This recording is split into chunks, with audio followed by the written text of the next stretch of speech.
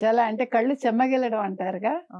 ఇట్లా కళ్ళు చెమ్మగిల్లాయి. అంటే ఒక మనిషి తన పుట్టుకను సార్థకం చేసుకోవాలంటే ఇంతకు మించి ఏ పనులు చేయక్కర్లేదండి. అంటే మీరు గుళ్ళు కట్టించొచ్చు.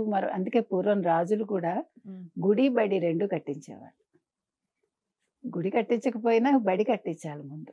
అది ఒకసారి జ్యోతికి ఆ మాట అంటే చాలా మంది కోపం వచ్చిందది. హ్మ్. అంటే దట్ డజంట్ మీన్ దట్ మీరు గుడి కట్టొద్దని కాదు. అంటే ఫస్ట్ మీరు విద్యకి ప్రాముఖ్యతనివ్వండి. కల్వి అంటారు వాళ్ళు. కల్వికి ప్రాముఖ్యతనివ్వండి అని తమిళంలో. హ్మ్. హ్మ్. సో, అగరం ఫౌండేషన్ చాలా మంచి పేరు పెట్టారాయన.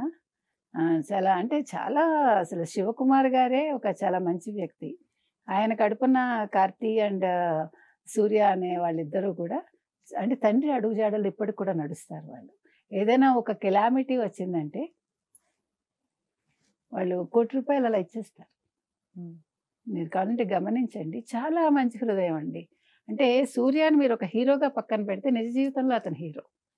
ఓకే. ఇంతకు మించిన హీరోయిజం ఏం కావాలి మీకు? మీరే అంటున్నారు ఇంతమంది ఇంజినీర్లు, ఇంతమంది డాక్టర్సు హ్మ్. అలా వేదిక మీదకొచ్చి ఇవాళ ఒక అమ్మాయి మాట్లాడుతుంటే మనకే కళ్ళకి నీళ్ళొచ్చాయి. హ్మ్. అమ్మాయి చెప్తోంది, "మా నాన్న తాగుడుకి బానిస. మేము చాలా లేని వాళ్ళం. గుడిసెలో ఉండేవాళ్ళం. ఓ పక్క పాములొచ్చేవి. అలాంటి చోట నేను చదువుకోవాలి అంటే చదివించేవాళ్ళు లేరు.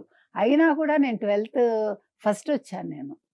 టాపర్‌గా నిలిచాను. అప్పుడు మా మేడం చెప్పింది, "అగరం ఫౌండేషన్ నిన్ను చదివిస్తుందని."